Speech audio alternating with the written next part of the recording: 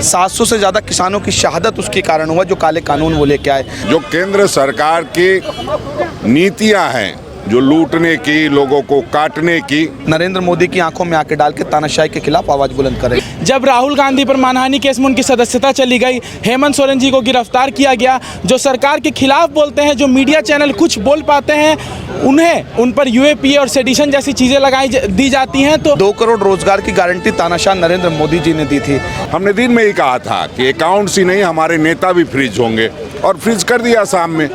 अरविंद केजरीवाल सच्चाई और ईमानदारी सुचिता का दूसरा नाम है। वो दिल्ली के बेटा बन के, दिल्ली का भाई बन के, दिल्ली की जनता के लिए दिन रात उन लोगों ने काम किया। लोकसभा चुनाव सर पर है और इसी बीच अचानक से खबर आती है कि ईडी केजरीवाल के घर पहुंचती है और उनको गिरफ्तार कर लेती है। इस पर आप लोग क्या सोच रहे हैं? देश में तानाशाही चरम पे है। देश का तानाशाह यानी कि देश के प्रधानमंत्री नरेंद्र मोदी, वो इस देश की हर उस आवाज़ को कुचलना चाहते हैं, तो इस लोकतंत्र को बचाने की लड़ाई लड़ रहे हैं। आज देश का संविधान खतरे में, लोकतंत्र को बचाने की लड़ाई आम आदमी पार्टी अरविंद केजरीवाल लड़ रहे हैं। ये 2024 का जो चुनाव है, ये एक तरफ उस तानाशाह के खिलाफ है जिस तानाशाह ने अपने चंद पूंजीपति मित्रों को फ़ायदा पहुंचाने के लिए इस देश का लाखों करोड़ रुपए लुटाने का काम किया। 700 से ज़्यादा किसानों की शहादत उसके कारण हुआ जो काले कानून वो लेके आए। 2 करोड़ रोजगार की गारंटी तानाशाह नरेंद्र मोदी जी ने दी थी। इस देश के अंदर अघोषित आपातकाल है। अरविंद केजरीवाल सच्चाई और ईमानदारी सुचिता का दूसरा नाम है। वो दिल्ली के बेटा बन के, दिल्ली का भाई बन के, दिल्ली की जनता के लिए दिन रात उन लोगों ने काम किया। 200 यूनिट बिजली फ्री दी, महिलाओं को 1000 रुपये की सम्मान राशि देने का काम किया, महिलाओं को फ्री बस की यात्रा देने का काम किया, फ्री चिकित्सा देने का काम किया, अच्छे स्कूल बनाने का काम किया। ये अरविंद जी का गुना है। और अरविंद जी छोड़ दीजिए, हमारे पार्टी के तमाम शीर्ष नेतृत्व को, जिसमें मनीष सिसोदिया जी, उन्होंने दिल्ली के अच्छे स्कूल बनाए तो उनको ईडी ने गिरफ्तार किया और सालों से जेल के अंदर डाल दिया। देश के सर्वोच्च सदन में अगर आम आदमी की आवाज़ उठाने वाले, सड़क से लेकर सदन तक जो आवाज़ उठाते, संजय सिंह, उनको गिरफ्तार कर लिया गया।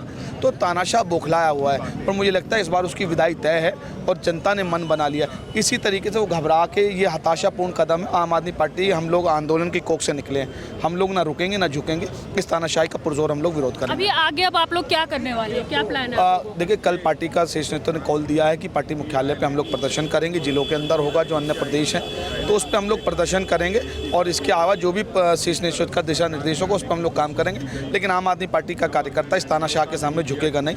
नरेंद्र मोदी की आंखों में आंखें डाल के तानाशाही के खिलाफ आवाज़ बुलंद करेंगे। इस तरह विपक्ष के नेताओं पे, सांसदों पे या अलग अलग लोगों पे ईडी के जरिए छापा पड़वाना और इस तरह की जो कार्रवाई है, क्या लग रहा है बीजेपी क्यों कर रही है ये सारी हरकतें? देखिए, बीजेपी अपने कृत्य, जो उसने कृत्य किए हैं तमाम पिछले 2014 से लेकर आज तक, विपक्ष को कमजोर करने की कोशिश लग रही है। विपक्ष को कमज़ोर करने की कोशिश तो है ही है।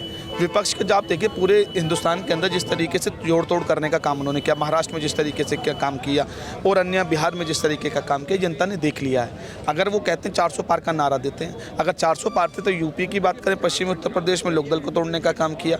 अगर वो इतनी आश्वस्त है अपनी जीत के प्रति, तो इस तरीके के हथकंडे उनको नहीं अपनाने चाहिए। लेकिन उनको पता है, उन्होंने देश की जनता को सिर्फ धोखा दिया और जुमले देने का काम किया। देश की जनता एकजुट है और तानाशाह को हराने के लिए लामबंद है। और अरविंद जी की गिरफ्तारी से मुझे लगता है कि अरविंद जी को आप गिरफ्तार करेंगे, लाखों हजारों अरविंद केजरीवाल सड़कों पर निकलेंगे और इस आंदोलन को और मजबूत करने का काम करेंगे।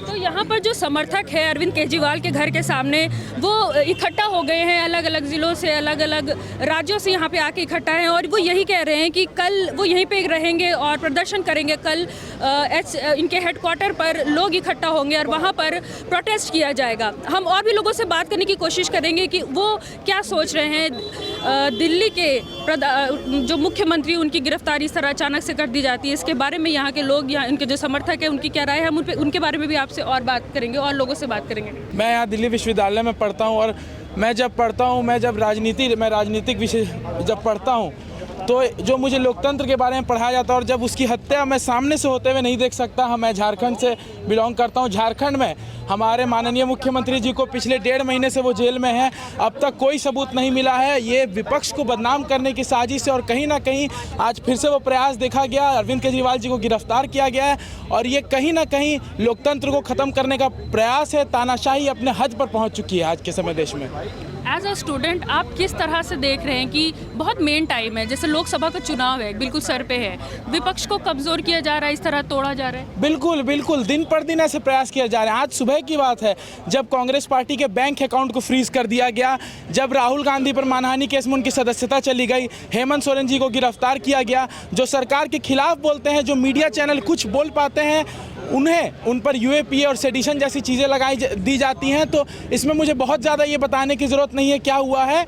ये सब समझदार, हम सब समझदार हैं। आज पूरा देश, दुनिया और इतिहास देख रहा है, और इतिहास देखेगा कि आज ना कल सही टूटेगा। गुरूर किसका रहा है, ज़रूर टूटेगा। तो इनका गुरूर है, ये भी वक्त के साथ टूट जाएगा, कोई बहुत बड़ी बात नहीं है। लोकसभा चुनाव बिल्कुल सर पर है, और इस टाइम पे अरविंद केजरीवाल की गिरफ्तारी आप किस तरह देखते हैं आप इसे? देखिए, चुनावी बिगुल बजते ही कहीं ना कहीं प्रधानमंत्री जी को ऐसा लग रहा है, और जिस तरह से लगातार ईडी कार्रवाई कर रही है, आपने देखा किस तरह से हमारे मुख्यमंत्री जो आदरणीय हेमंत सोरेन जी थे, उन पर ईडी ने कार्रवाई की, उनसे इस्तीफा दिलवाया और गिरफ्तारी भी की।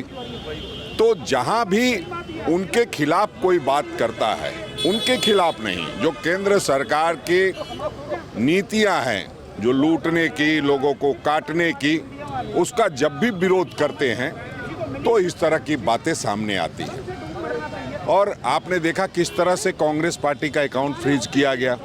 हमने दिन में ही कहा था कि अकाउंट्स ही नहीं, हमारे नेता भी फ्रीज होंगे, और फ्रीज कर दिया शाम में।